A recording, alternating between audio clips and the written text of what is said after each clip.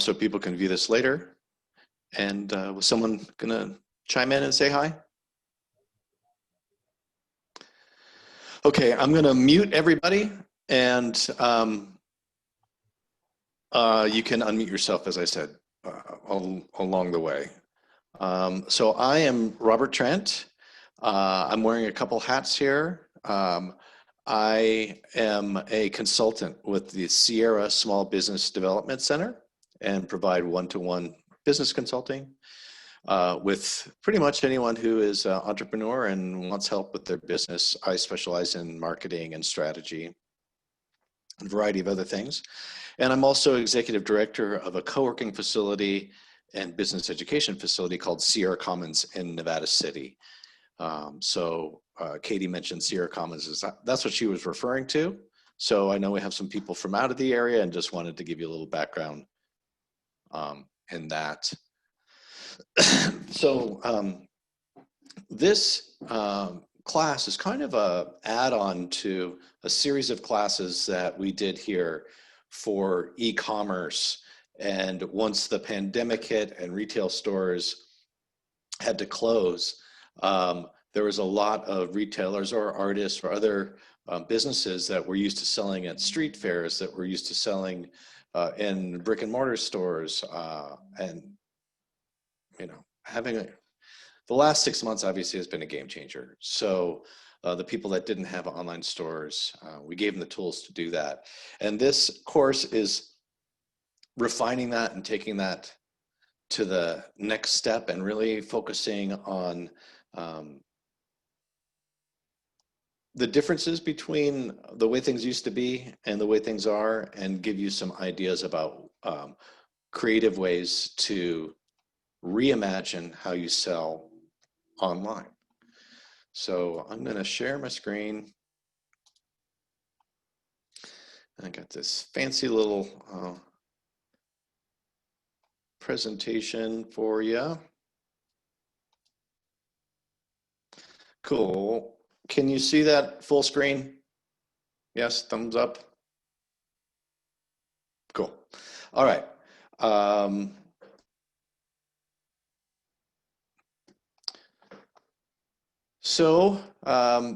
What we're going to go over today is your core values, identifying your customers, rethinking who your customers are.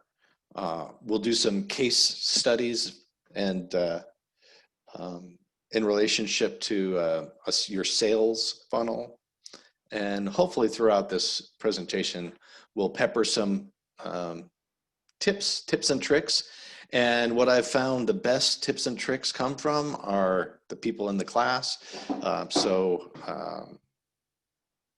Again, I'm encouraging interaction. I'm going to close this blind here because it's starting, the sun is shifting. Okay, let's dig into it. So core values. If you're in this business class, you've probably taken other business classes and people bring up core values. This might be your first time, but I feel like it's important to revisit because with all these shifts in business, you've done things a certain way for probably quite a while, and the situation has changed, and it's great to take this time to rethink things a little bit and kind of come back to your roots, get established in your roots, and then see if all the branches that you've created in your business are in alignment. And so with the pandemic and the changing business climate, I told myself I'm not going to use buzzwords, but it's hard to get away from using all these buzzwords. And in our office, we were kidding yesterday that it's unprecedented how much the word unprecedented has been used. Anyways, so when you really have a solid grasp of your core values in an emergency situation, in a crisis mode, just makes it easier to make decisions and know. You're not just like, oh, that sounds good. Oh, I could try that. I could try this. I could try that. And you could really step back and say, is this in alignment with my core values? So here are some changes and there's many more. So, you know, online shopping obviously is different than retail shopping, or the print on demand business is probably had an online component built into it, but maybe there were some walk-in clients too. There's maybe not any walk-in clients anymore. You can't touch and feel and see previous samples. You have to see it digitally. It's just a different situation. On Main Street, this area is a tourist town. And so there are a lot of businesses that are based on tourism. And the chambers of commerce put a lot of effort out. And there's been decades, if not a century, of marketing of our area. Come visit our area. And so I'll just make up a scenario where a couple is like, oh, honey, let's go to Grass Valley. It'll be a nice weekend adventure. And then they walk down Main Street, and then they go shopping, and they walk into stores. They probably have never seen any ads from any of those stores, or know anything about those stores. What they know is that it's in Grass Valley, and they walk by the window and they like the window display, and they decide to walk in. That's it's quite a bit different nowadays if it's just on the internet. There's a lot more competition. If you sold a widget and you were the only one in town that sold a widget, you had it, I just was trying to get gutters, find someone locally to install gutters. And I'm like, oh, of course there's gutter people in town. Well, really, there's not a lot of gutter people in town. And I went online and found out that in a wider region, and actually quite a wide region, there's a lot of gutter installers that are willing to drive. Oh, we're in Nevada City on 2 Thursdays from now. We'll come in and do a free estimate. And they had their systems down, their pricing down, they had it down. And I found 2 people in my area. One person didn't return my phone call, and one person didn't return my phone call, but came by my house unannounced, and then waited for me to call him back. And so you could just see that customer service, whatever, there's a lot more competition. And I went outside of the area. I was on this is on the rules have changed. I was on a webinar last night, talk with all of the restaurants, not all the restaurants, but politicians, health workers, government officials about, okay, winter's coming. We have outdoor dining now. What are we going to do in the winter? The rules have changed as far as health goes, for sure. But also the rules have changed for your customers. So back in the day, if it was middle winter, people wouldn't be willing to sit outside in the cold, even if there was a space heater, and have let's say a fancy dinner. But the rules have changed, and now it seems that people are willing, at least the theory is, people are willing to sit outside in the cold and have dinner if there's certain things set up. So their rules have changed, the customers' rules have changed. And it just got a lot more complicated.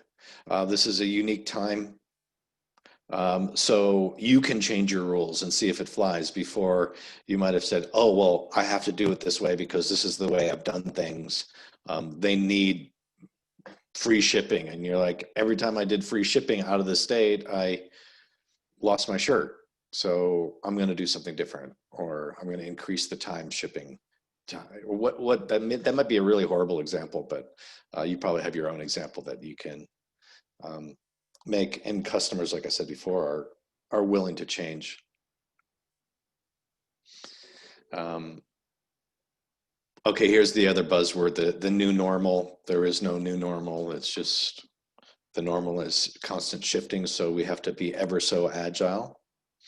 And just like, you know, there's these classes, you're here at the class, you're exploring new ideas, you're stepping up and realizing that you need to change. So I really commend you on that. It shows me that, you know, the people that come to these classes are serious and they know they need help and they want to stay in business and they're not waiting for things to happen to them. They are being proactive. And that's clearly what you need to do. So just to set the tone here, I'm gonna stop sharing this and so we can see each other. And I'd love it if I just got any feedback from anybody about if this sparked any thought, if you have something to share with the class about what you've done to change, or any comment. So just take a second, unmute yourself and throw something out there. I'd appreciate it.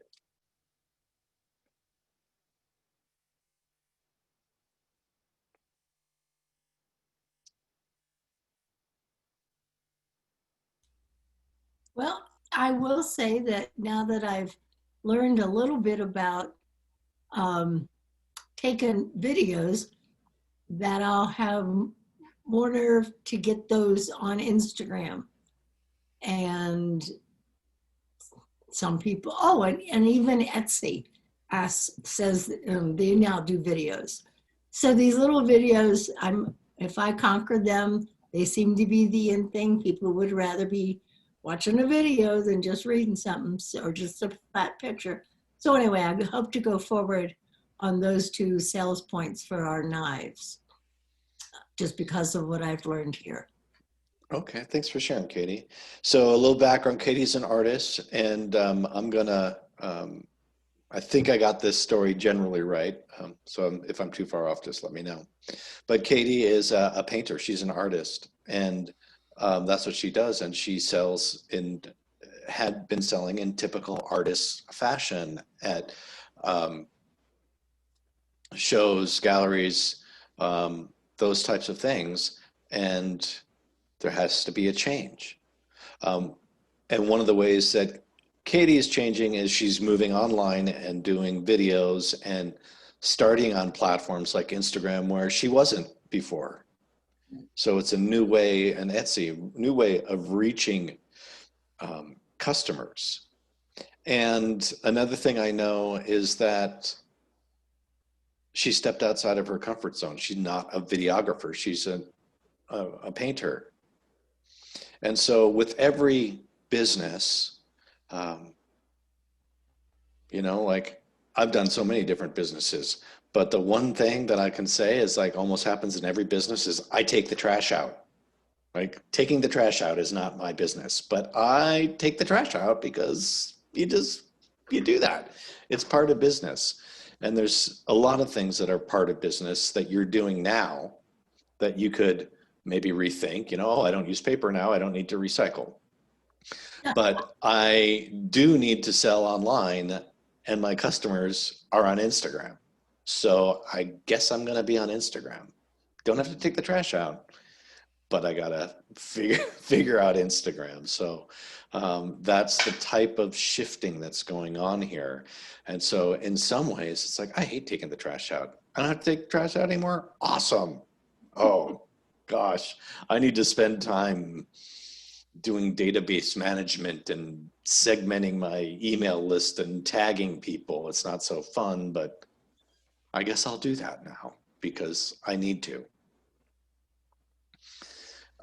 Tammy, I'm just looking at you and thinking you might be ready to say something. Am I wrong? Oh, you got to unmute yourself, Tammy.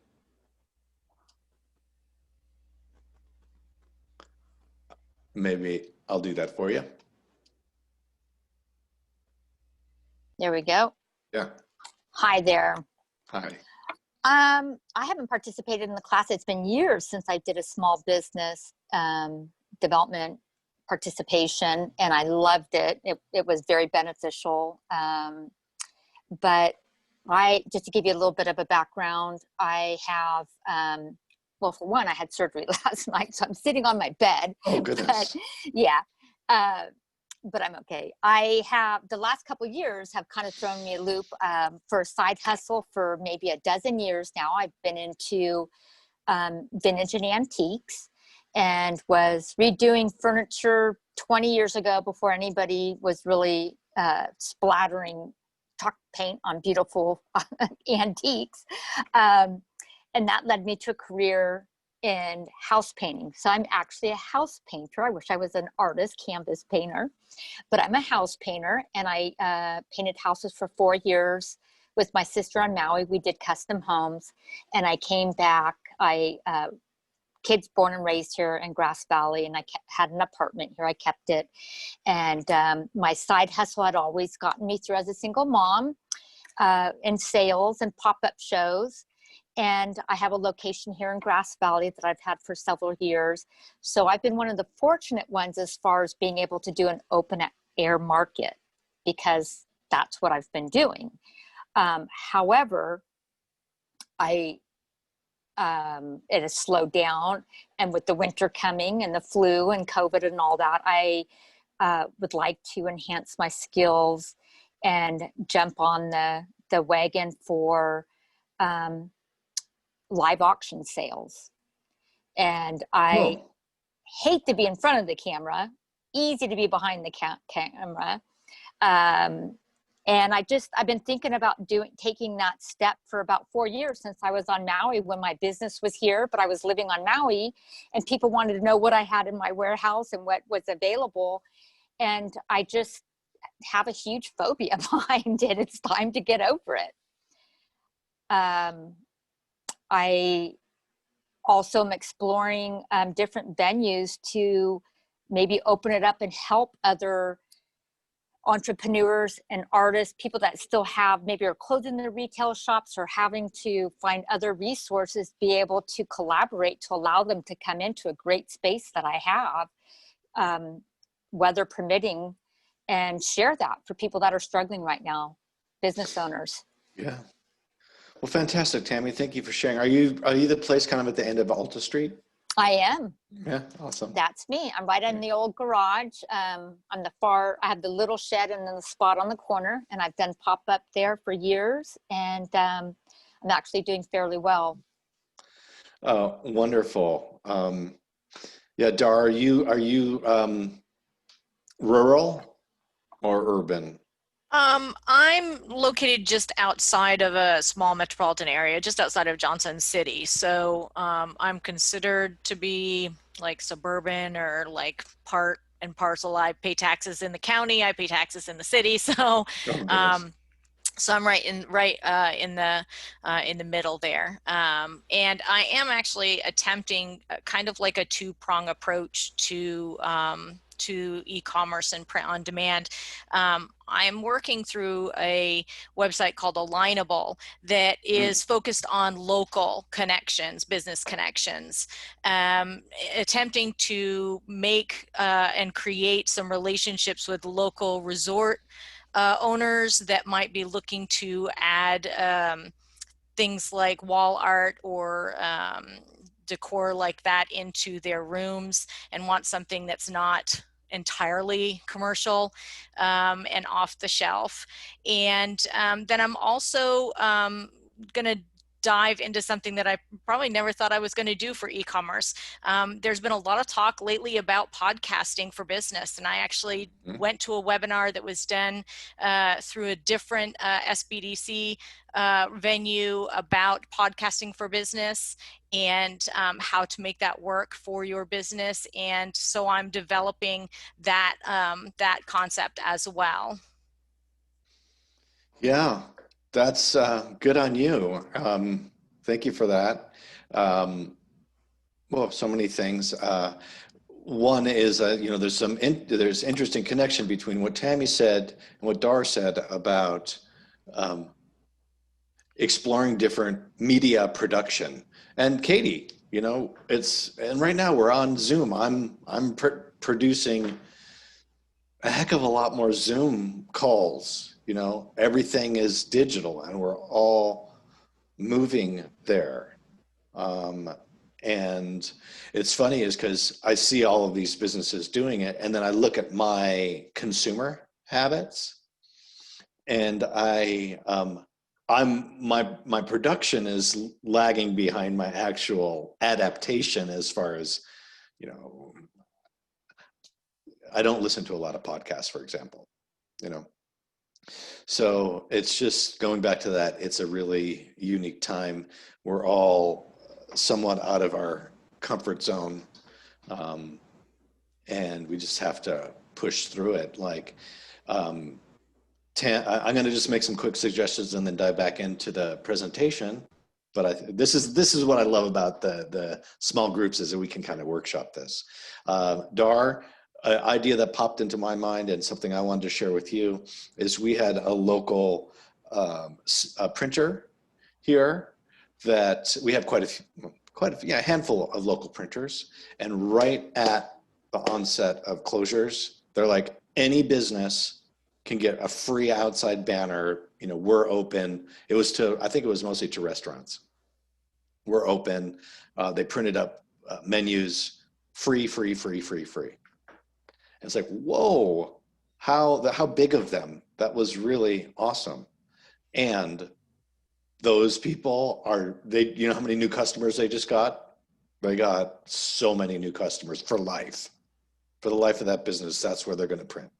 Mm-hmm. And it was I'm sure it cost them tens of thousands of dollars, but they put their core values first. And I haven't even dug into the core values, but their core values are supporting the local community. And boom, they express that core values. And that was huge. Another thought, we have a lot of artists in this class right now. I'm looking at a few of them, 3, maybe 4. You know, collaboration for printing is, okay, so if I have a business, I might not want to like just go online and get a pretty picture of a vase of flowers. I think it'd be more interesting for my audience if it was like, oh, that was Gail's artwork that I have here. She's a local artist, and there's story to it. It reflects the localism. It tells the story of my business better if it's a collaboration with other non-competing organizations. So it's a win for you because you have great free content to offer the hotels or the businesses that might want nice new artwork on their wall. And then the artists get free promotion, and they have their newsletter list. And so that whole kind of collaboration with partners is a great way to reach new businesses. And then Tammy, one of the ways that I've seen people get over the fear of video, and I don't like, you know, my voice sounds funny and I look funny, and you know, no one's going to want to watch this, and I can't video edit, and it needs to be perfect, and I can't do the over graphics and you know, what you can do is you could take your iPhone and go to Facebook or Insta, you know, any platform, and go live. Hi, it's Tammy. I'm at the outside thing. You know, we just got the new, you know, look at this hall tree. It's fantastically beautiful. It's from 1880. And, you know, oh, now look at this over here. Look at that. And if you're an artist or you have an antique, so you want this little section here is for rent. It's $80 a month. Come on down. We're on, you know, Alta Street and Ridge. Ask for Tammy. Love to see you here. Boom. Done. Published. Video. Online. You know, Facebook loves live video. They love it. They make it bubble up to the top. And so you could start that way. You could start by just doing something down and dirty. It'll pretty much accomplish the same thing as spending time. And as you build up to more finished, produced videos, that you have time and there's not that pressure of like, oh gosh, I'm supposed to be doing this and I don't want to, and so I'm not. And then I feel guilty that I'm not, and I'm such a bad business, but I'm not putting thoughts in your head. I'm just like, that's kind of like me talking, like I should, the shoulds, and if you just like, boom, I just made a post and it's video and people are watching it. Awesome. Just do what you can do. Cool. Anyone want to throw anything in before I move on? And welcome. We had a couple new people that joined us.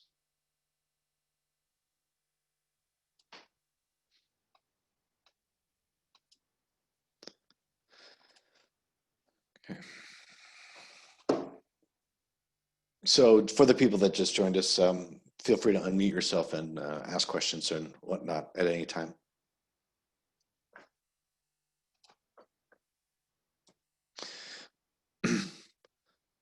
Okay, so back to the core values. Really, it's the essence of what you do, and it helps you make your decisions. There's so many new, we're in a situation where there's a lot of new things you have to deal with. Your customers have changed, and your money, most likely, is been extremely limited. So you need to make investments to change. You have to make investments in money. You have to make investments in time. And it's a changing, the rules of the game are changing right under your feet. So you have to do something. You can't just keep on keeping on exactly the same as before. So you have to do something. And as a small business owner, I imagine it's, a team of one, a team of two. There's a small group of advisors, maybe. It's on you to make these decisions. And it's hard for me when I can get overwhelmed and then I become paralyzed and then it's hard for me to make decisions. When I'm in that situation, I will go like, what is it that I'm really trying to do here? So getting a grip on the core values is really important. So this is gonna be, if you could, while I'm talking this next few minutes, get a piece of paper, a pen or pencil would be helpful. So we're gonna try to capture your core values. And what I realized when I was reviewing this presentation last night is a lot of this is like me as Robert Trent, my core values, but it overlaps with my consulting business. So it's not like, this is my print on demand business, this is my painting business, this is this business. So I need to do some more work on this, but you'll get an idea of what you can do. And there's no wrong way to do this for yourself. So I love helping others. I love, my mission in life is to be of service to other people. I'm into sustainability and realize how important the green economy is, shopping local. I know I feel happier when I kind of know what my financial situation is. It doesn't even matter if it's like a really modest. I'm fine with that. But what I don't like is the big ups and downs that makes me bonkers. I love to share all of these different words here are my core values. And so let's take sustainability for a second. I have to make decisions on, should I make this purchase? Is it local? Is it helping the community? And sometimes it's no, but I do it anyways because the overall picture of being service to my community trumps that. But at least I'm looking at these things and considering it. So I'm going to really take 90 seconds. So it may feel like a short time or a really long time, but I'm setting my timer here and go for it.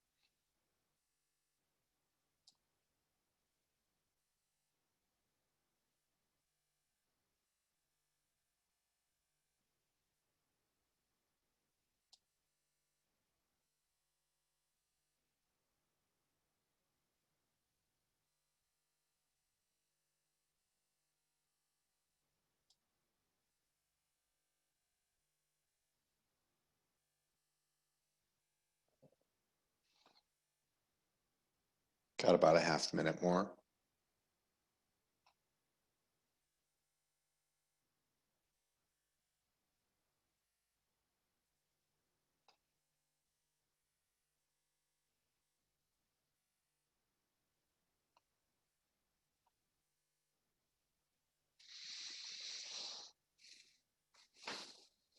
Okay.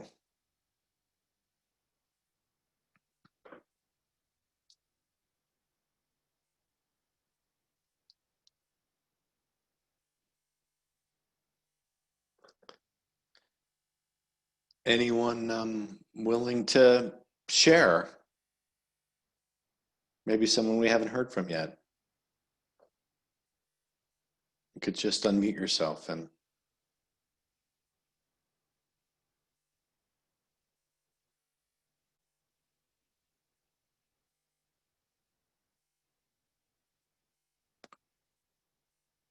I wonder if Maria might be willing to go.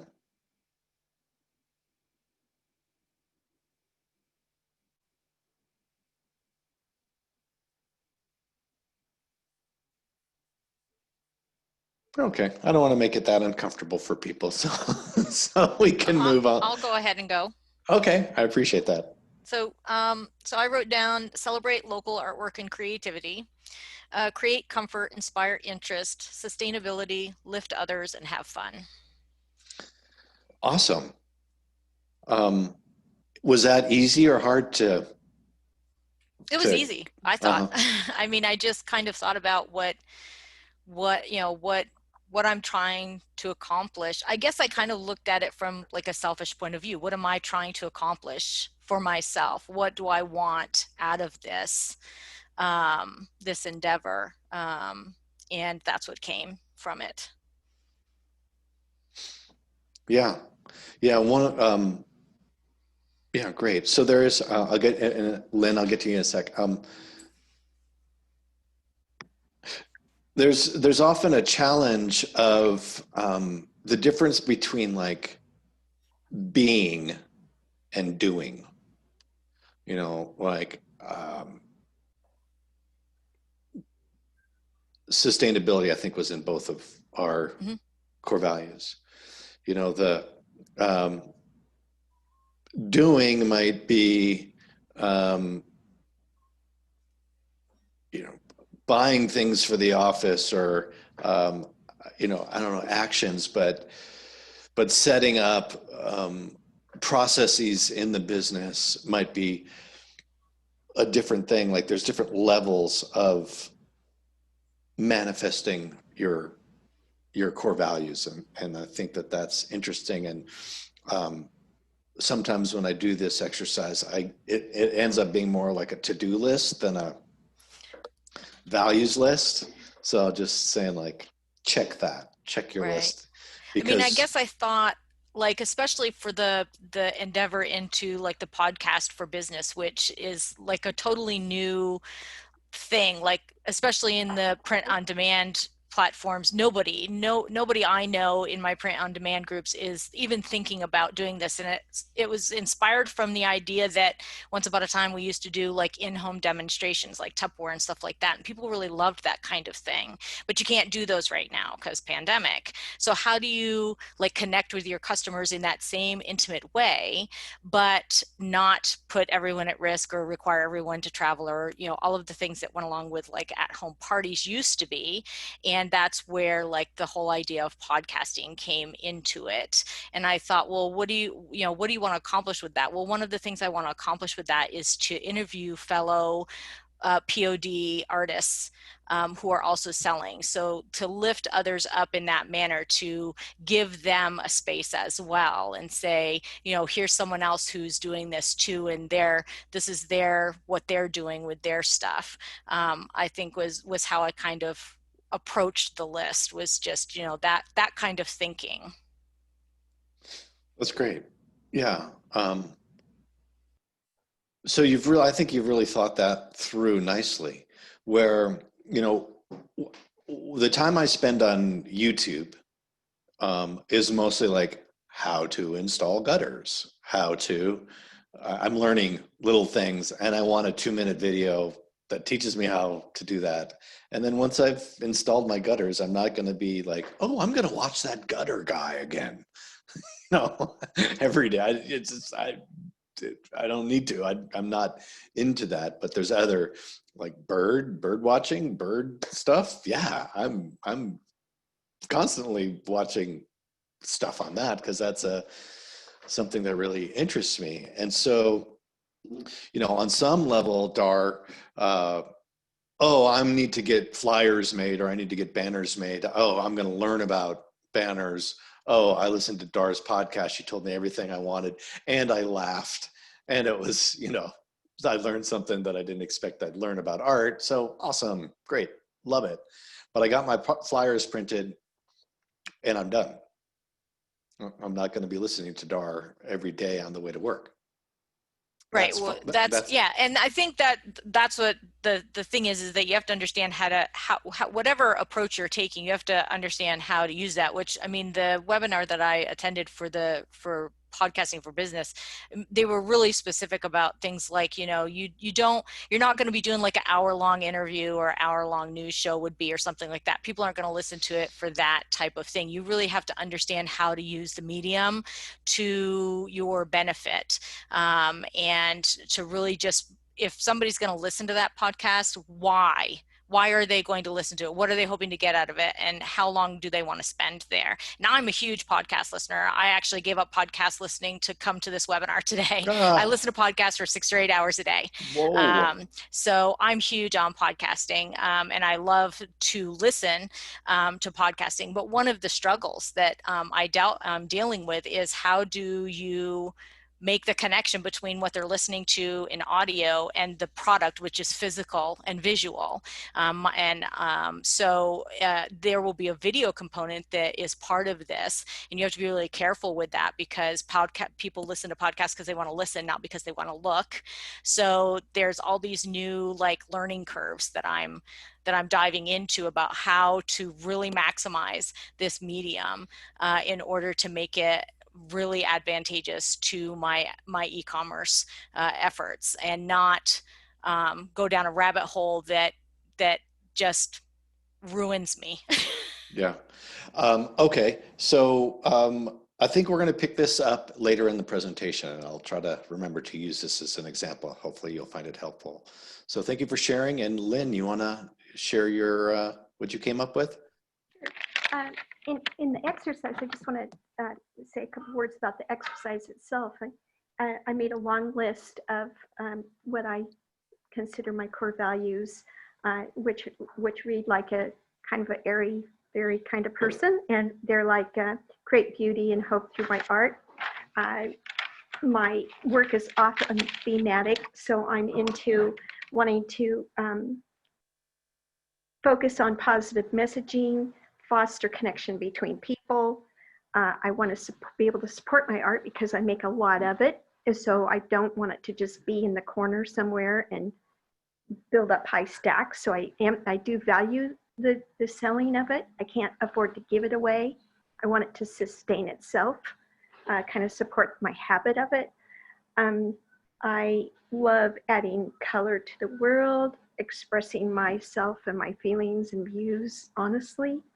And the business part is not in, the core values is very hard to relate to the business side, but one of the things is that having an outlet for my passion in what I want to do.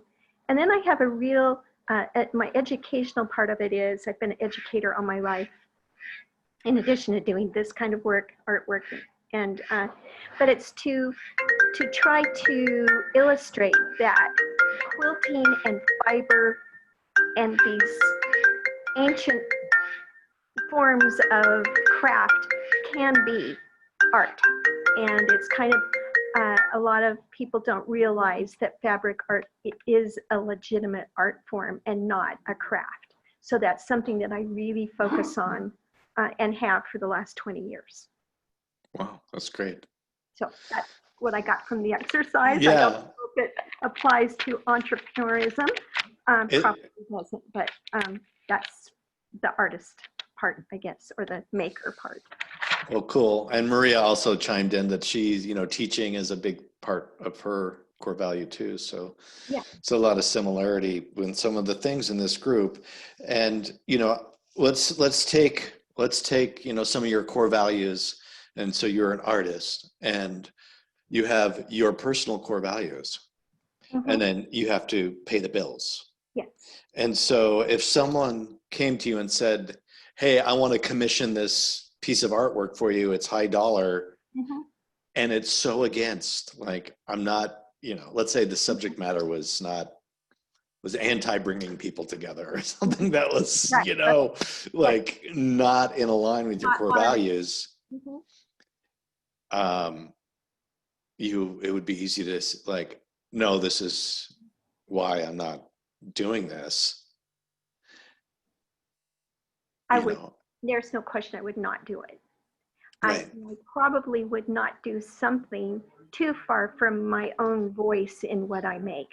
Yeah. I would rather get a job in somewhere else doing something else than to produce something just for the sake of, that commission. Yeah. I have done commissions, but they're totally in line with what I do. And they usually are for me doing something that I would have done anyway. Yeah. And with artists more than any other profession that I could think of, there's this like commercial art versus fine art. And, and arts and crafts versus art and fine art. And, yeah. Well, I was going more along the lines of like, if I take a commission, I'm a fine artist, but if I take a commission, that's commercial art, and that waters down my fine art stature. But if you're the typical starving artist, you have your core values, your business, you need to pay the bills, and things are not desperate, but you need to. Yeah. And so there's this thought of like, well, if I take this money, that will keep me afloat so I can move my core values up. And that's really a sticky, a slippery slope. Yeah. And so just having your core values there is I don't know, I think it's just a good reference point to help you.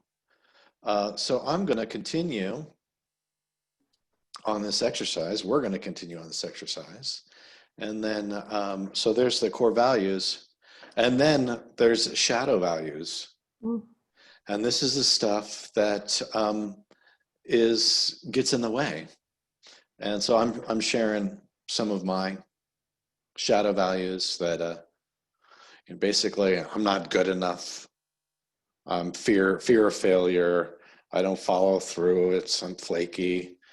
I used to fancy myself as a technologist and a Silicon Valley startup, and I knew all of that stuff. And now I see kids doing these things on their phone that I'm like, I'm old. I I don't know how to do that. I don't have a Snapchat account. You know, so I have these really these shadow values that get in the way of me reaching my full potential. So we get to write ours down. So I'll set my timer and let's go for it.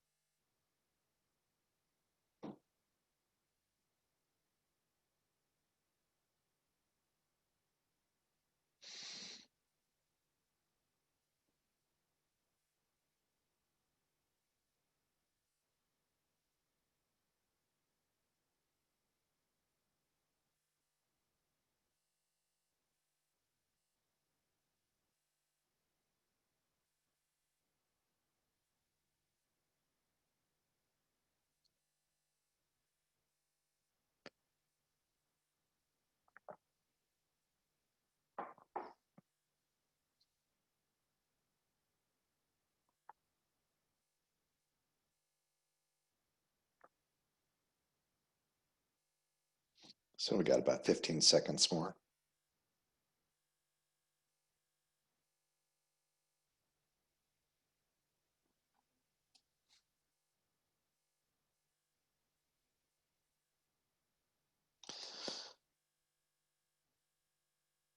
Okay. All right, time to get even more vulnerable. Anyone willing to share what they came up with and how it gets in their way? Huh. Okay.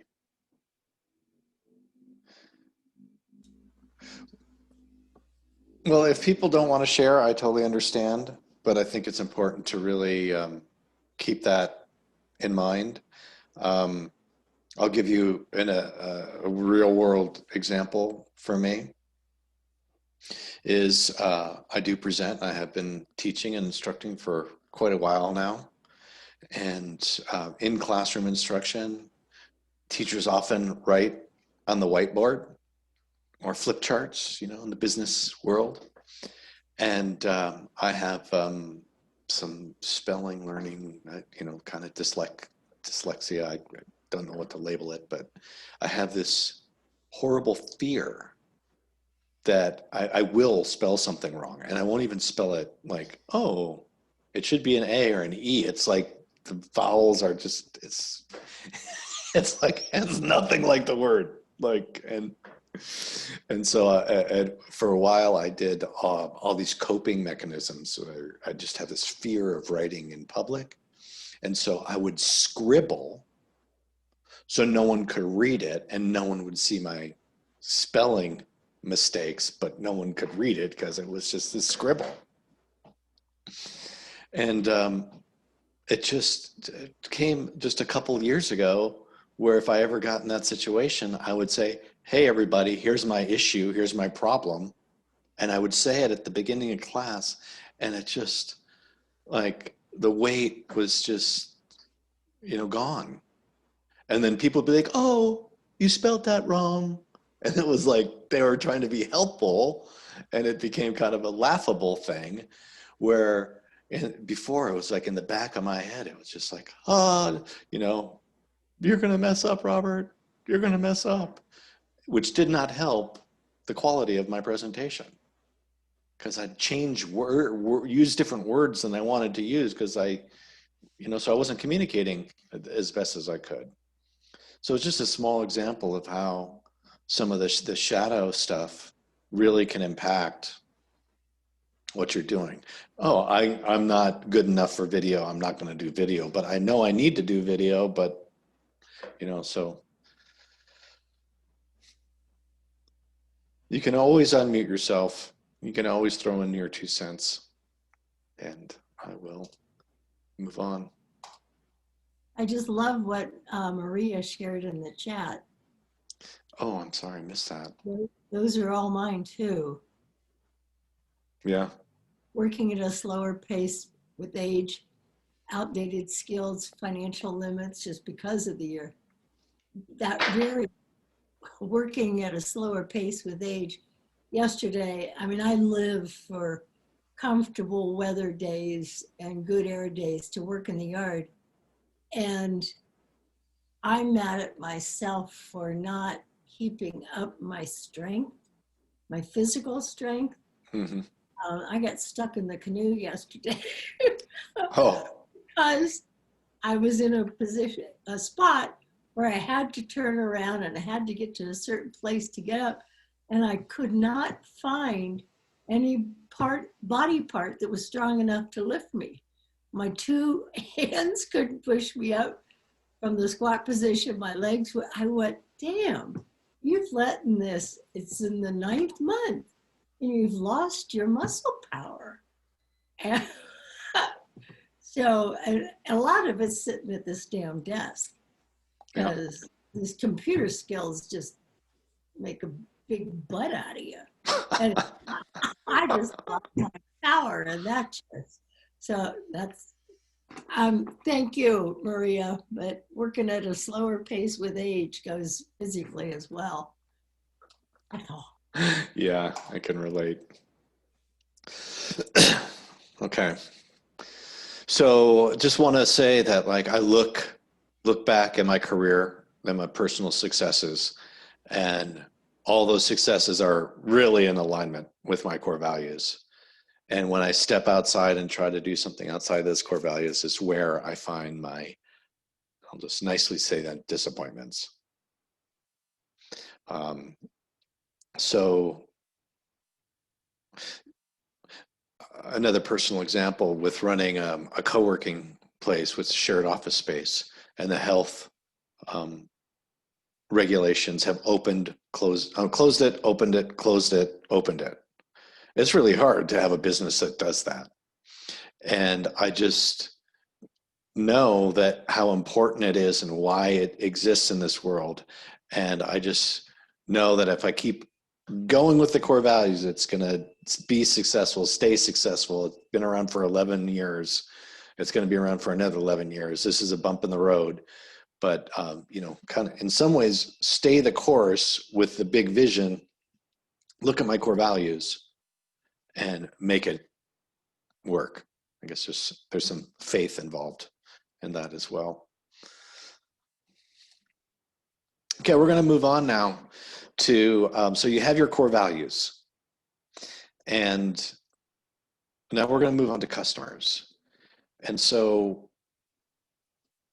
the example of the tourism before I used at the beginning of the presentation is, you know, how would they see your store? They would see your store from the window display.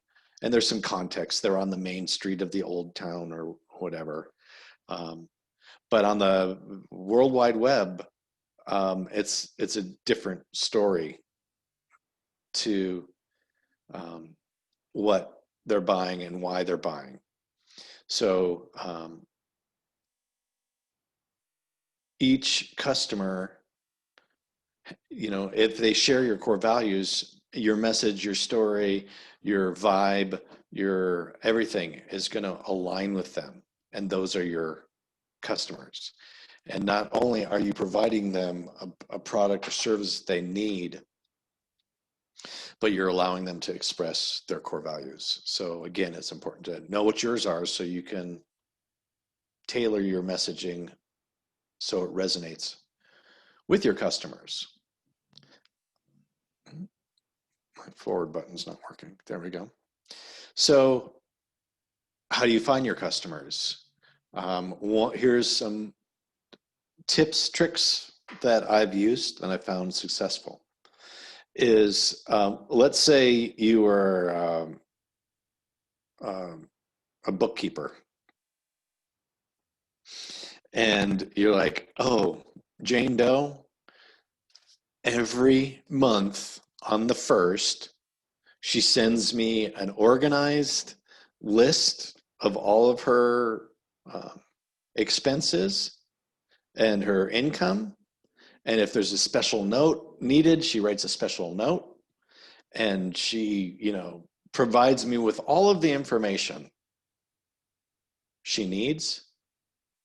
I need to do my job efficiently because she keeps on, she's very cost conscious. And I've told her if she does A, B, C, and D by the first, I can turn it around and do this. It makes my job easier.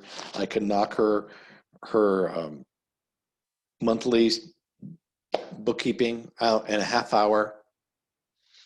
She pays me on time. She sends me clients. She sends me referrals. When I ask her to review me on Facebook, she does, and she gives me a 5-star rating. When I was, sick or my cat, whatever, personal emergency, and I wasn't able to serve her as I promised, she was fine about it. She knows, she cut me some slack. I raised my prices and she understood and didn't complain. And she knows that if I'm successful, she's successful. Awesome. You couldn't ask for a better customer for, a bookkeeping business. And so just like that, she's the perfect customer. If you're starting business or you don't feel like you have that perfect customer, or you're changing your business or changing your offerings, then you can make someone up. It's called a persona. And there's different websites on the web where you can get really specific, like it's a woman, she's 45, between 45 and 55. She drives a Prius. She is into bird watching and makes $75,000 a year. I mean, it sounds kind of strange to make someone up like that, but when you go to advertise on Facebook or Google or whatever, you can say, you could put those demographics in and they will spit back like, yes, we will send our ads to only those people. And so you're looking for customers that share your core value and that your product or service can help them express it. You're identifying who they are, you're kind of categorizing them, or you create a model of who they are. You can name them, and then your job is to get more of them, because that one bookkeeping client isn't going to pay all the bills. But you might say, if I had 12 of those, I could reach my personal financial goals, or 20 of them, or however many you need. Then it becomes achievable. You can say, all right, this is my business goal. This is what I need. I just need 12 more of those people. If I sold a painting a month, if I sold 5 paintings a month, if I did 20 banners a month, or whatever it is, these are the people who I'm selling to. And so how do you do that? So you've done all that upfront work with the core values and identifying them. Now you got to reach out to them online, mostly nowadays, and especially because this class is about online. So where do they hang out? And when I say where do they hang out, are they on iTunes downloading podcasts? Are they on Facebook? Are they on Instagram? Are they, YouTube? There's all these different places where they're at. I keep on using artists because we have a lot of artists here. Etsy is a place where people look at artwork. It just is. Or Pinterest. It just is. Do people buy on those platforms? Did your people buy on? Does Jane Doe buy on those platforms? Does she just browse there? And it's hard to find the answer where they hang out, But if you don't have an idea of their demographic, of their personality, of their core values, then there's no way. I mean, without getting into it, like different people with different political orientations hang out in much different places, much different groups online. Even, it might sound funny, but like email services. It's like there's lots of different ways to figure out where they hang out. And it's not just one thing.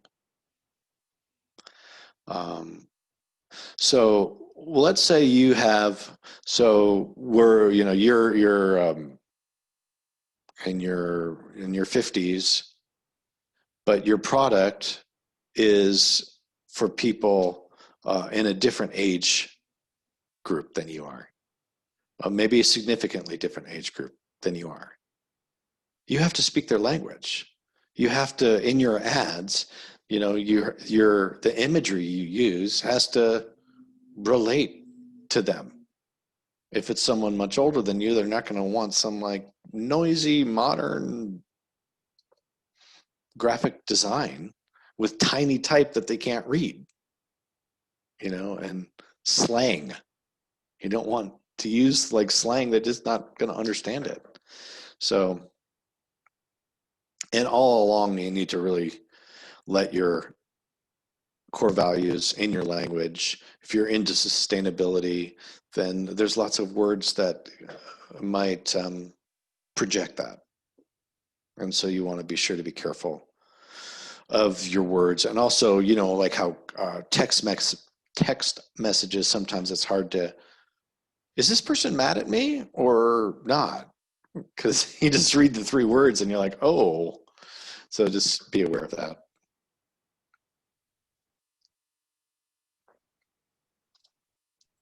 I never knew that capital letters meant you were yelling. All caps. Yeah. I said, why are you yelling at me?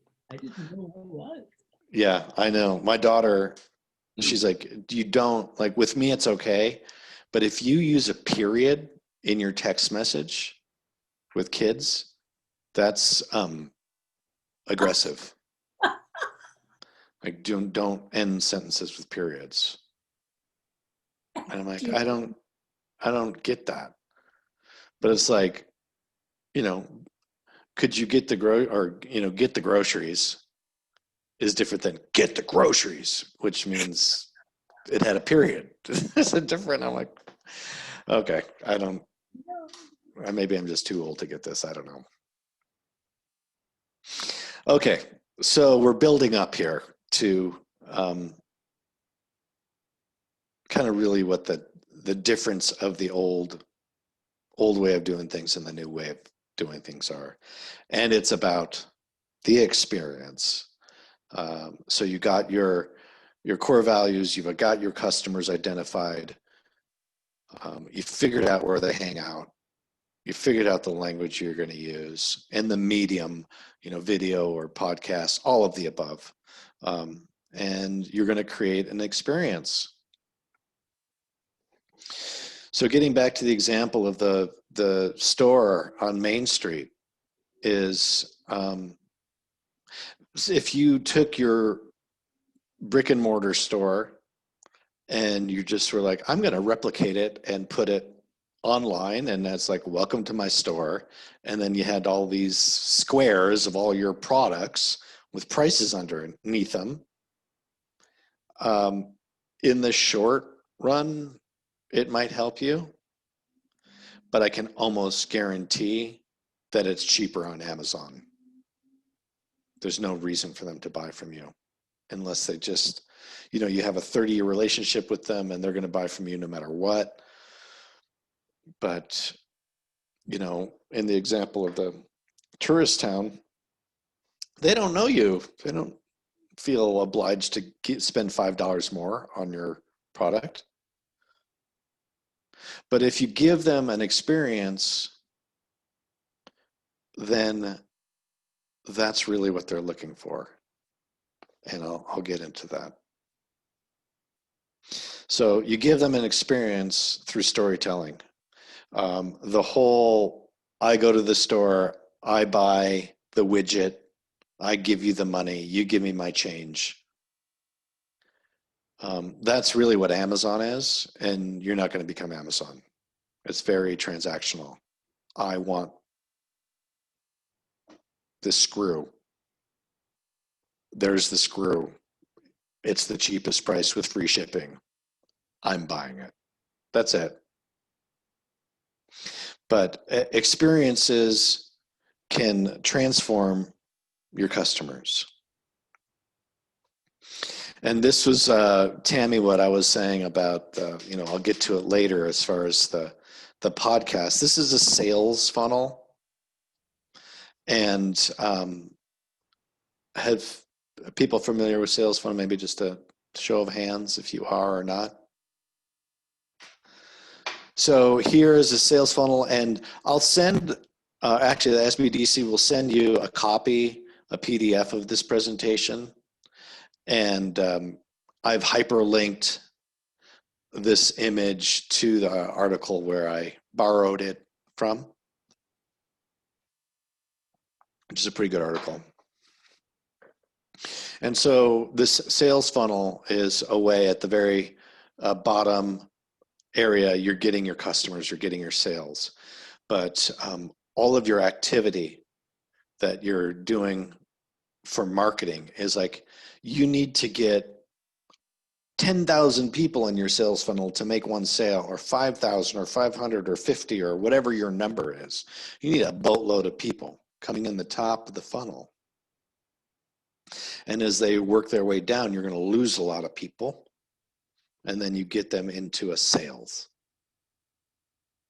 And so on the web, there's gazillions of people out there. And which ones are you going to try to get in to your sales funnel? And what's your success rate in converting those people into paying customers?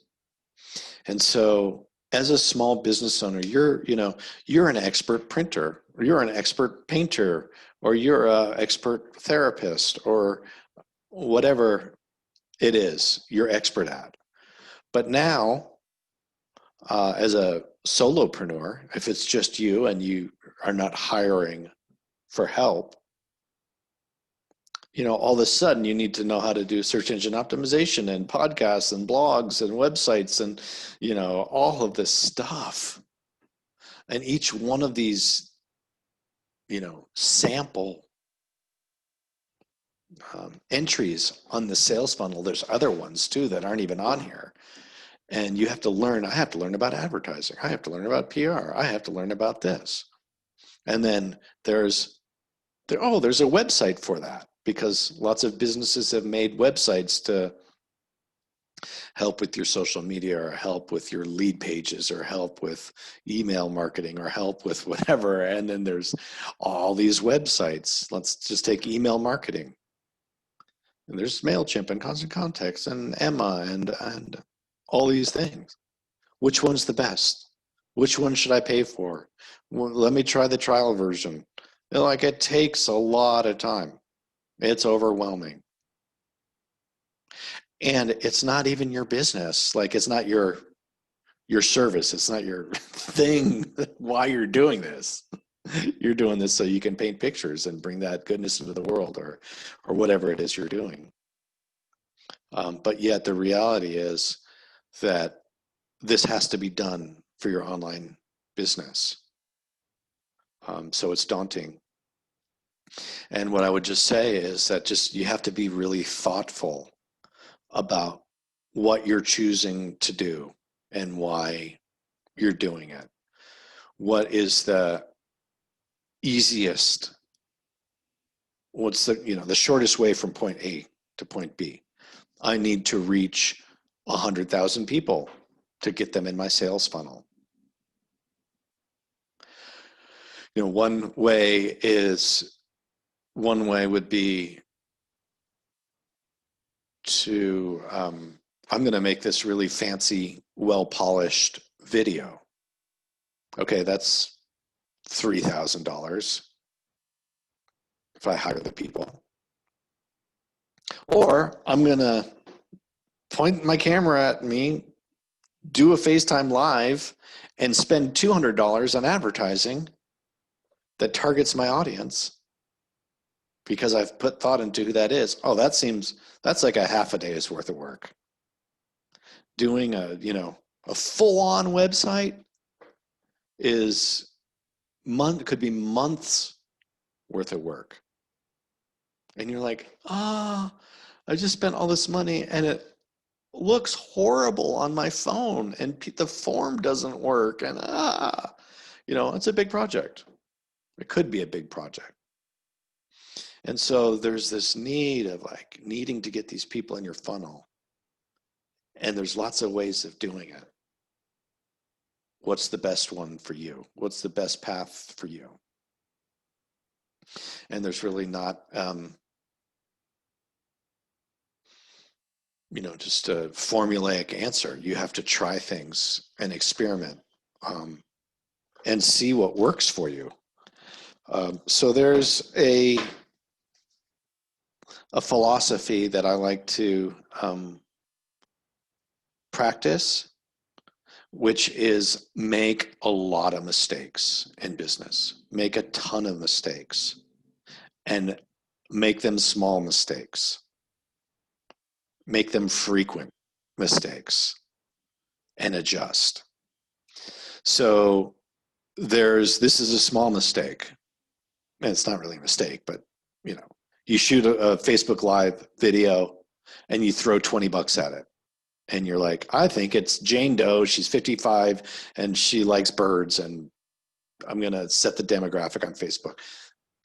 Throw $20 at it. And nope, that's not fail. Just no one clicked. It was whatever. I'm going to try, John Doe, 45 years old, that likes race cars. Oh man, I get a great click-through rate. What it cost you? It cost you $40. It didn't cost you 3 months and interviewing these web designers, and then they were going to do my website, but then they moved to Belize, and now their friends said they can do it, and this and that. And they're like, you're just trying to get your website out, and that, and then once you get your website up, you're like, actually, what I found out with my other experimentation is that I don't even need a website. All my clients are on Instagram. That was a waste of time. That's a big mistake. It was a lot of investment, a lot of time, a lot of headache, a lot of distraction. So make a lot of mistakes and try to figure out what works for you. So I imagine this has got to trigger something in everybody's mind. Does anyone want to ask a question or contribute?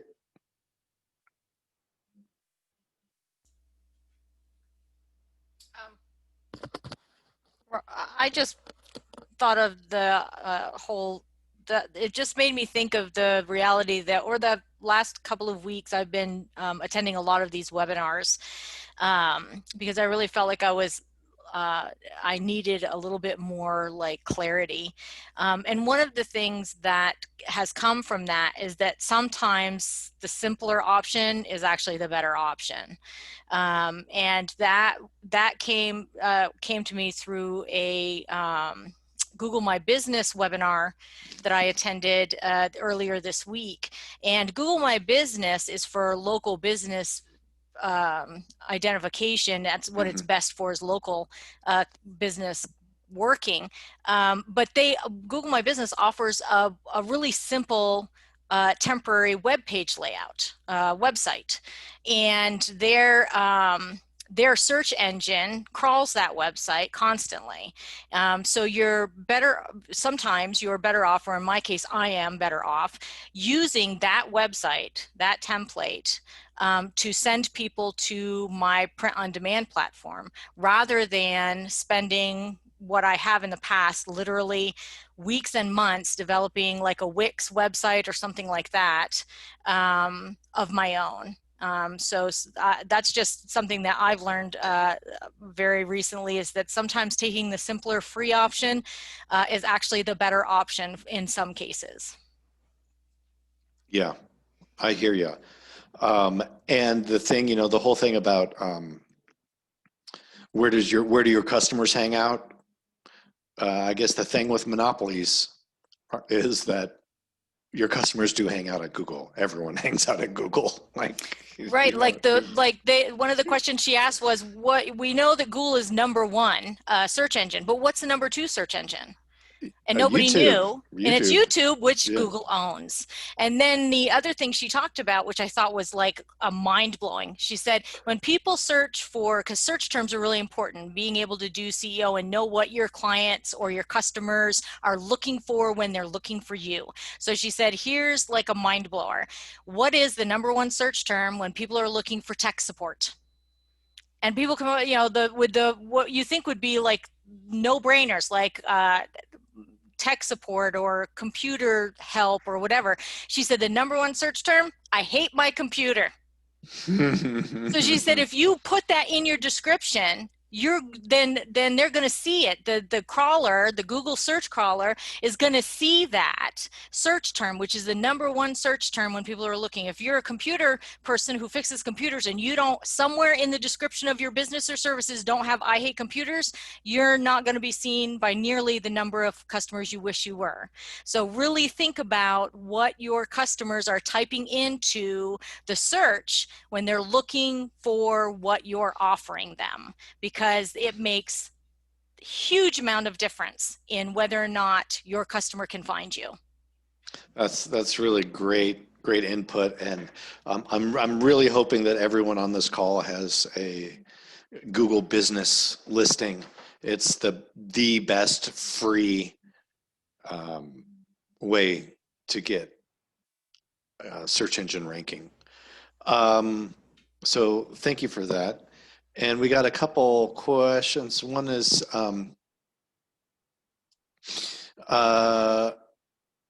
Maria is asking about Yelp. Is it too old for customer references? It's not too old. I personally am not a big fan of Yelp. It holds a lot of power, but they use the power, in my judgment, inappropriately, where they actually extort people by, if you have 100 5-star reviews and 1 1-star review, they put your 1-star review up, and even if your 1-star review, like up meaning like the first thing people see, and even if that 1-star review was from a competitor of yours, like if you're a restaurant, it was the restaurant next door, and they're like, we're going to mess them up. We're going to give them a 1-star review. Like, Yelp will make you pay them to take it down. So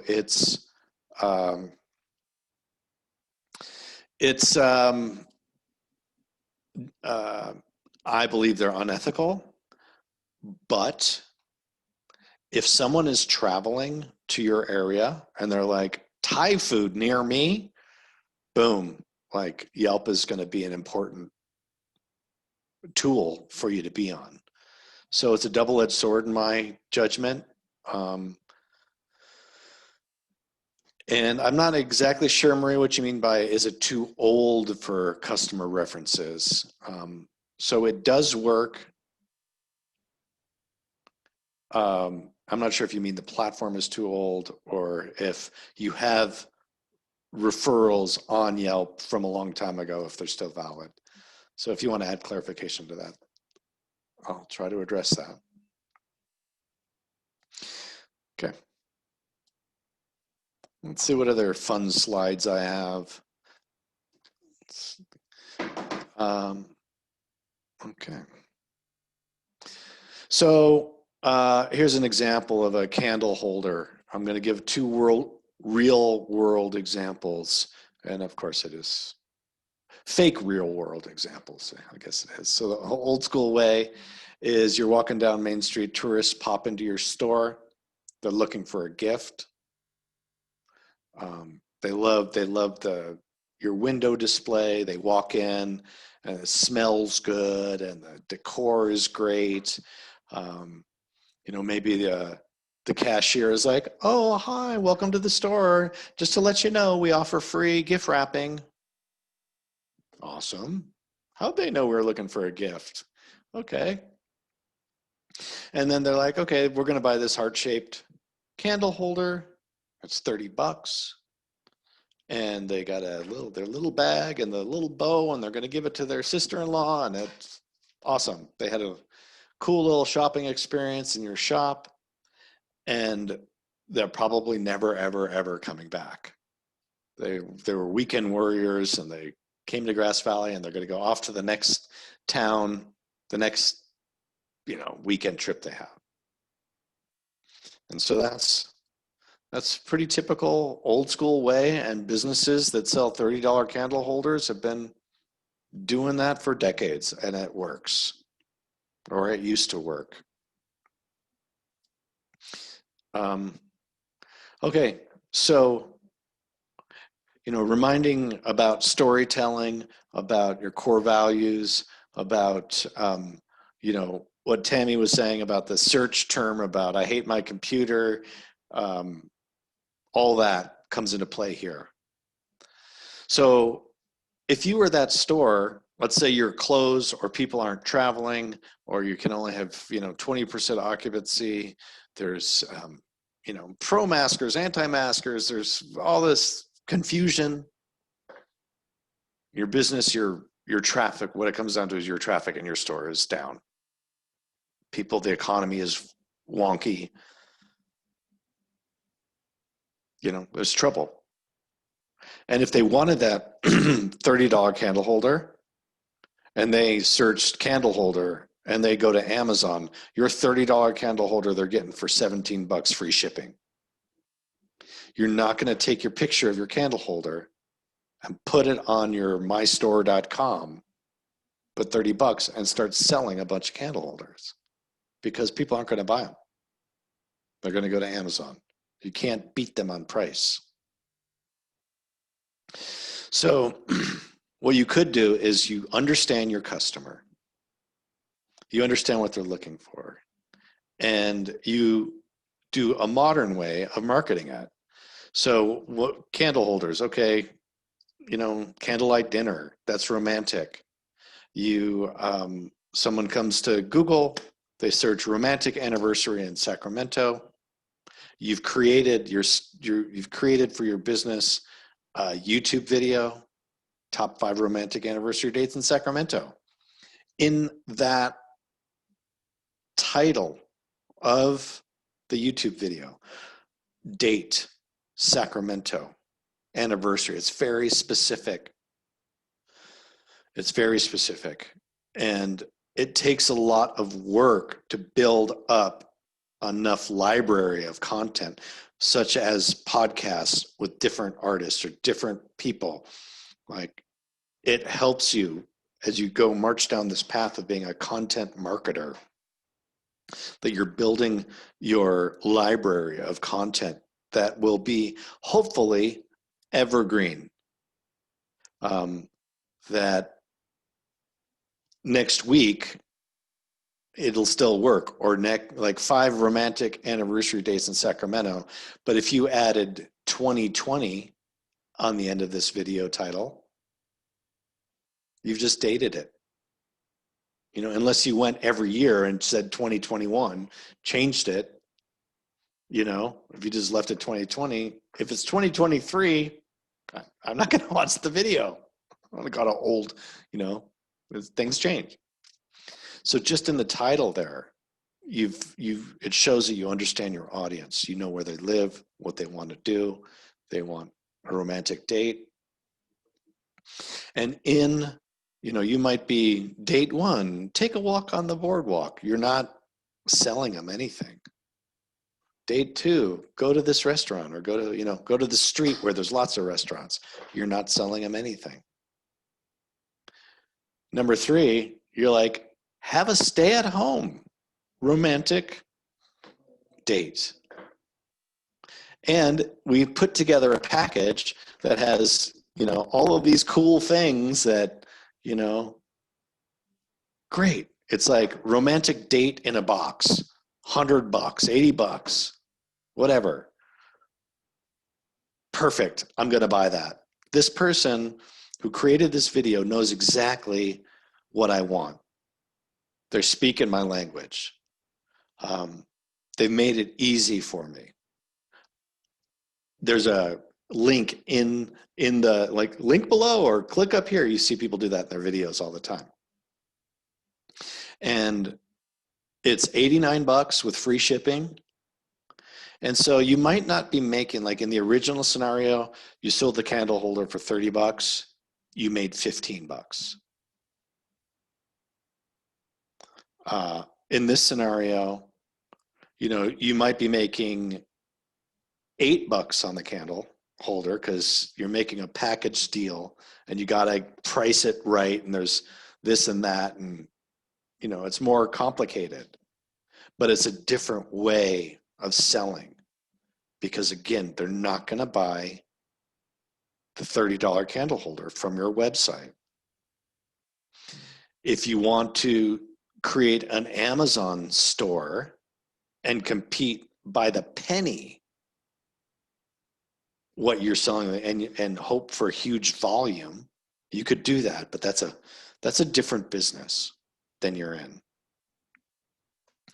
But this is a way that you can package things and still express yourself, express your core values, express, you know, you have your suppliers that you like to buy with, you have your style that you're known for. You know, we're country modern, or we're whatever, and that candle holder is country modern, and you know, the recipe that you send along with the candle holder goes along, it tells a story.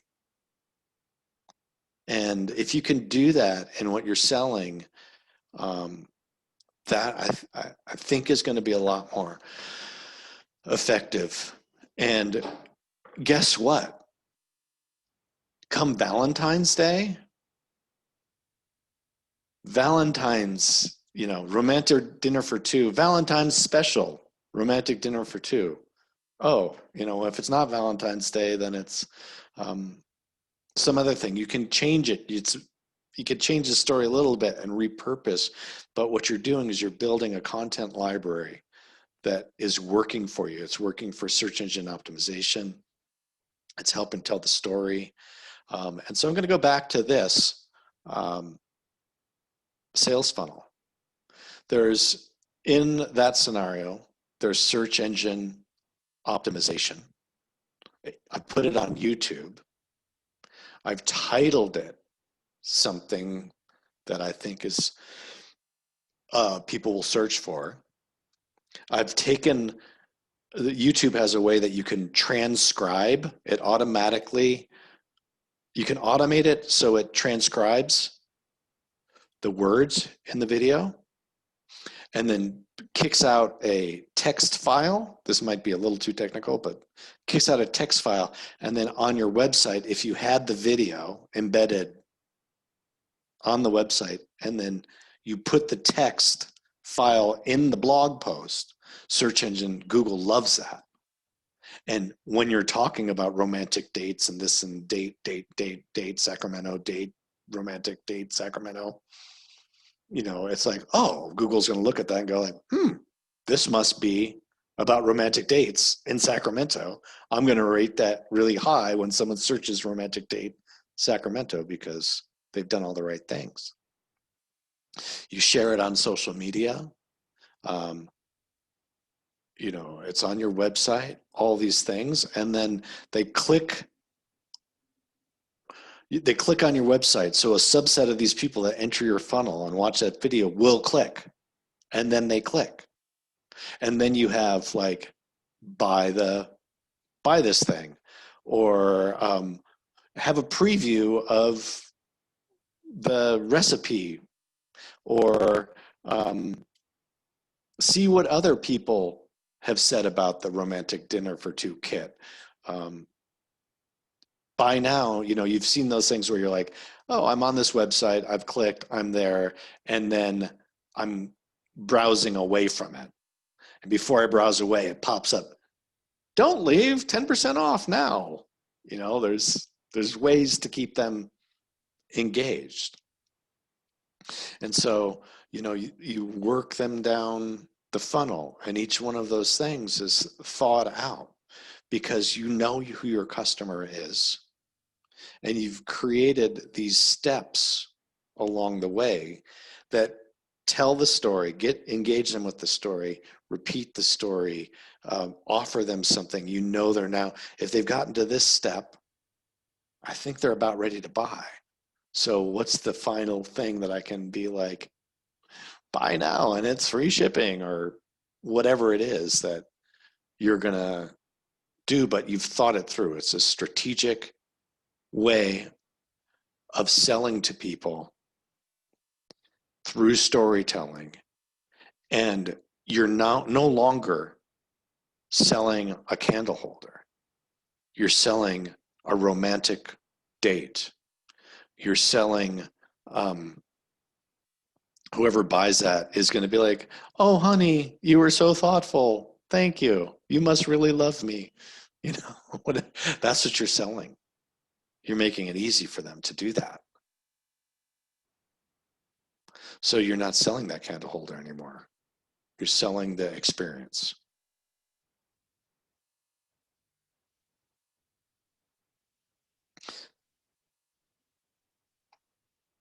And I'm gonna just stop sharing here for a second because I cannot see chat. Let's see.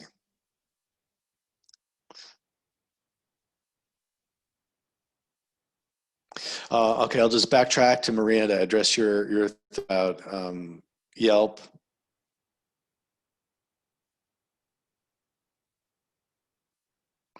I think younger people are trusting it. Google, Yelp, are trusting Yelp, but Google has really usurped Yelp as the go-to recommendation. Facebook has done it as well. And what younger people trust most is their friends. They will take their friends' advice over like even medical advice over the old school authoritative. So social peer review, peer recommendations is where the power is for younger people. And so like if you're on Facebook, you might, when you come to a product page or a business page, and there's reviews, the platform is smart enough to say, oh, Robert came to this page, Robert's friend wrote a review, put Robert's friend review first. So I'm like, oh, Jim likes that product. Oh, let me see what Jim had to say about it. So the platforms are that smart about that. That's what's happening more than I'll go to Yelp and see what people say. Another way that it's being usurped is, you know, Google is the 500-pound gorilla in the room. And so when you search, I'm on umbrella, I want umbrellas, and you search, okay, umbrellas near me, it's going to pop up the highest rated umbrella selling place because there's a lot of weight on that. Google knows they want to be relevant and give you the most relevant results. And the relevancy is based on Google ratings. So I hope that helped, Maria. It wouldn't, I mean, I guess it would hurt. I would, if you have limited resources, I'd put more resources to getting customers to make referrals on other platforms and making sure your Google business is highly optimized. And Gail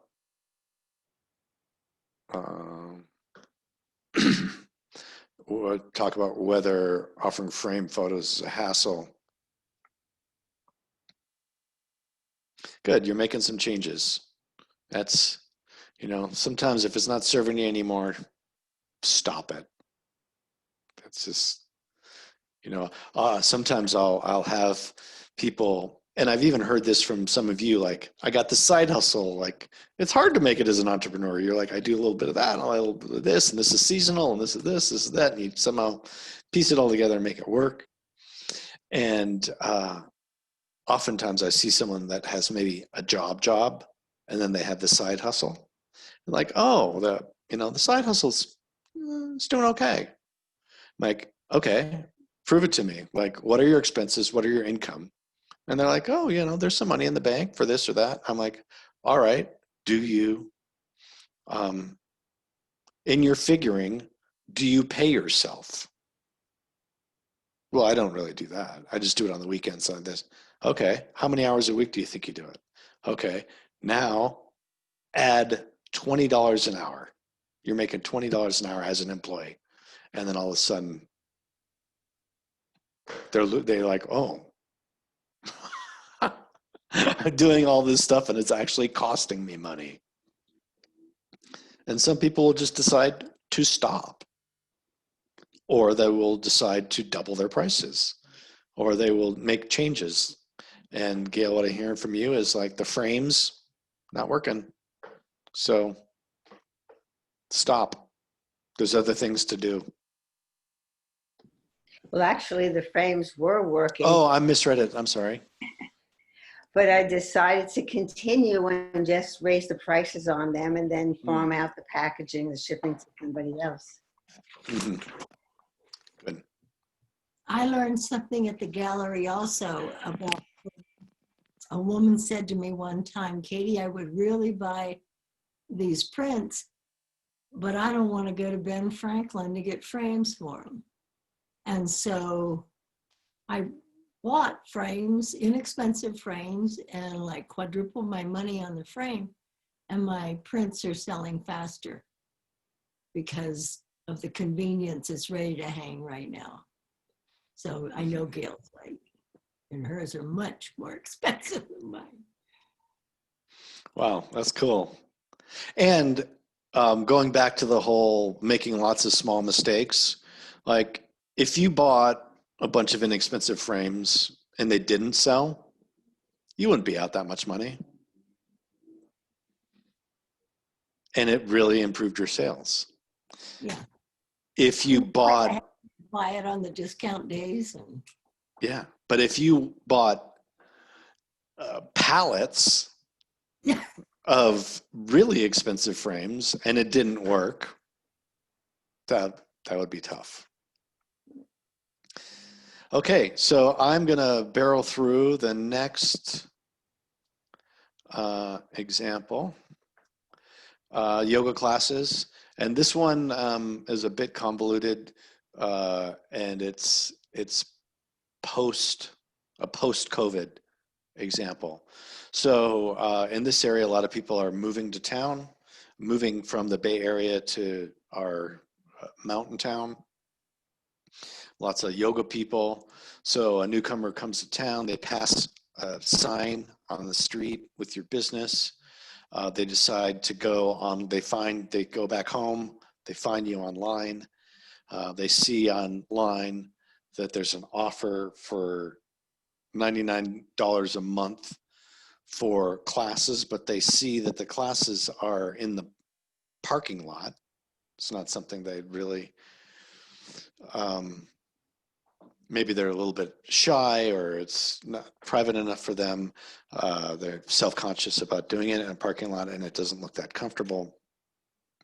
But they really want yoga, and what they really, really want, and this is back to the core values and what the experience of what they want is, yes, they want to be physically fit. Yes, they, you know, the exercise and the spiritual side of yoga is important, but they're new to town.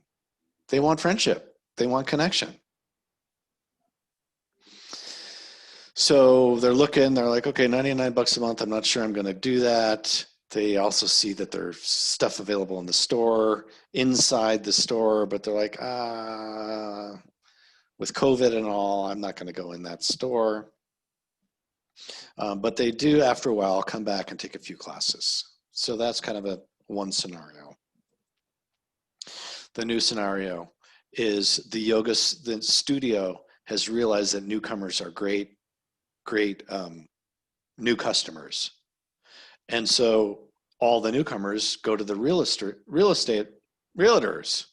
So they had some realtor friends and they asked them like, hey, you know, this is going to help you get sales for the women that like, or anyone that likes yoga. Please refer my studio, or here's a 20% off coupon you can give your prospects that are moving to town. So she's getting help from realtors, expanding the network and kind of being thoughtful about getting in touch with these customers before they even come to town. They already know about this yoga stuff because they've talked to the realtor and the realtor's like, oh yeah, come on up. The yoga studio is offering a meetup. It's not a class. There's tons of yoga classes online, but it's for yoga mamas. It's for mothers that like yoga. And it's it's almost a support group. Cool. I could do that. I'm new to town. I'm a mama. I'll go online there. And that's reaching that person. What they want is they want community. And so this person meets a few people they like. The instructor offers a free one-on-one online class with any new customer. She's like, yeah, I'll do the one-on-one. I'm not so hip on going to the parking lot, but I'll do the one-on-one in the privacy of my own home. Awesome. And at the end of the half-hour consultation, they're offered a 25% off at the store, and it's curbside pickup. And the customer has gotten what they want. They've gotten experience. They've met people. The store owner was thoughtful about how they proceeded. And so this is just an example of a way of working through the new way of doing business and not just taking your old store and putting it online, because that doesn't seem to be working that well. And again, looking at this sales funnel, word of mouth isn't on here. I'd throw that into the advertising or the PR side of things. But in that situation, there's a whole other list of web tools and how you would optimize. And, on my co-working spot, I have one of my things on my to-do list today is right at the homepage, new to town, because I keep on getting all these calls like, I moved to town, I moved to XYZ street, and there's no internet. I'm like, whoa, did you check that before you bought the house? Like that. You just moved to the country. Welcome to Nevada County. So yeah, speaking to the customer and all these different tools. If you don't know about lead pages, and there's actually a website called Lead Pages. It's pretty awesome. It's I'll just let you look at it. It's singular page. It's highly scientifically optimized that does a lot of search engine optimization, calls to action. It's fairly inexpensive, and it's like, I'm offering a yoga class series, and it just is a template It's easy to fill out, beautiful pictures, and they do things like they'll have 50 people using the template, and the buy button says buy now, and they'll have another 50 people using the template, and it'll be like sign up. Same template, same everything, except the button's different.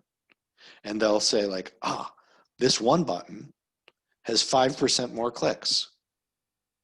Well, then they change the template, so all the templates have the button that get the 5% more clicks. Oh, should this box be orange or should it be pink? Oh, the pink get 2% better, response than the template.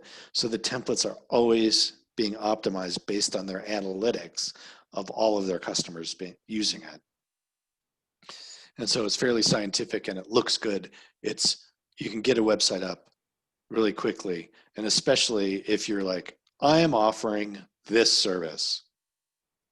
I am offering this product or this series of products. But it's not like, here's my catalog of 1,600 products. It doesn't really work for that. So check that out. It's just kind of a side note. Is that something you're going to send out? I had not planned on it, but I will make a. And so they were one of the first. There's a category. It's called lead pages or landing pages.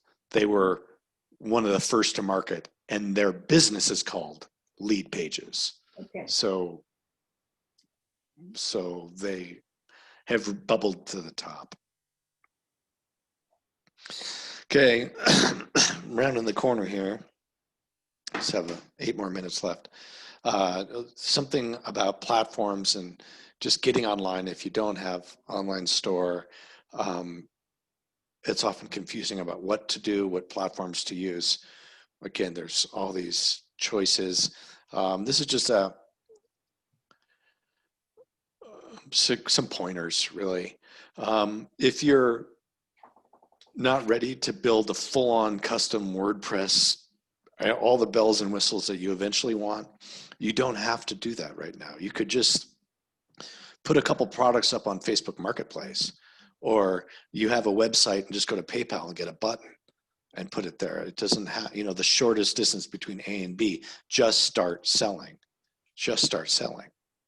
It doesn't have to be, I'm going to take 3 months to launch this perfect website. Don't do it. Just start selling. And so there's some platforms. Pinterest is another one, or Etsy, although some of us, as some of you know, fellow students are having a little bit of trouble getting the Etsy marketplace going, but there's a lot of people on Etsy. I'm sorry, Instagram. Instagram marketplace is seemed to be a little technically difficult, but worth it because a lot of people are on it. And then Squarespace, Shopify, Squarespace, Wix, all those are a little bit more involved, still probably manageable to do it yourself. And then WordPress, my guess is you need some help. You could do it yourself, but it's very robust. So that's just a little bit on platforms.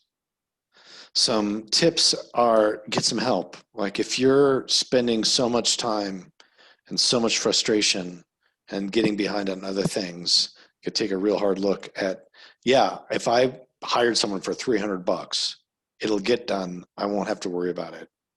So think about getting help. And also SBDC offers help too. If you've signed up for this class, SBDC offers free one-to-one business consulting, and that's another great way to do it.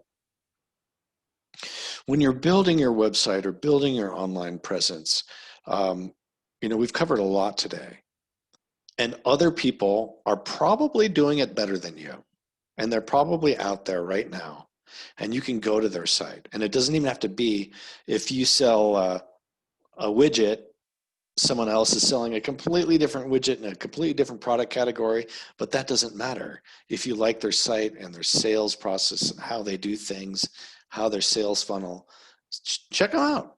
Borrow borrow the best of their good ideas. It's really not stealing. This is the way the web works. Don't have to reinvent the wheel. If you use a platform, a website platform that I just went over, and they offer you templates, just use the template. You know, I've seen people who are like, yeah, but I want the logo from here. I want it over here. And it breaks the template and they spend weeks doing it and it doesn't work in mobile. Just, that's not what's important. What's important is get it up there, get it working, tell your story, connect with your customers. There's enough other work to do than get hung up on, you know, the size of your logo. I mean, of course it should look good. I'm not saying it shouldn't look good, and you shouldn't be proud of your site and be happy with your site, but you know, you'll get there. But because of the economic situation and all the changes, there's only so much we can handle. So just do it.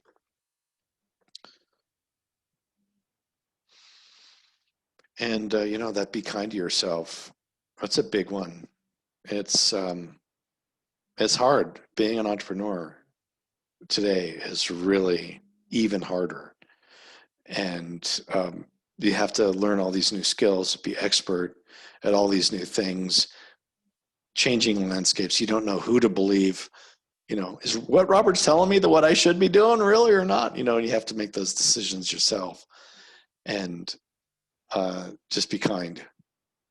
That's just some self-care is so important, because you gotta survive to fight the next day. And that's really it. The next steps is you could sign up for business consulting. And if you're not from this area, there's an SBDC around you. Take a look at what an integrated marketing plan is. It's kind of like where I went over the sales funnel, where you have these mechanisms for entering people into the sales funnel. It's like writing all that down. What you're going to do, when you're going to do it, how much you're going to, what platforms you're going to be on, what's your advertising, and just try to play with it, see what works, do more of what works, and don't be afraid to fail. And that is the last slide. So we're actually running up against the very end, so I have time for it's maybe one question. I do apologize. I have a phone call at 11, so I was hoping to leave a little bit more time for questions, but any feedback would be great. Katie? Just real quick, are these notes then online? If I didn't write everything down? The chat? Not the chat, well, all those slides you just put together. Yes. What you can expect is an email. Hopefully it's going to be one email, but it might be multiple emails. An email with a PDF version of the slide deck. Okay. And a link to a survey, which please fill the survey out. That's how we make the classes better. And I will try to put the link for the lead pages in there as well. Okay. So thank you all so much. I hope you got something out of it, and I appreciate you showing up, and I wish you all the best success in your business. So thank you. Have a great day.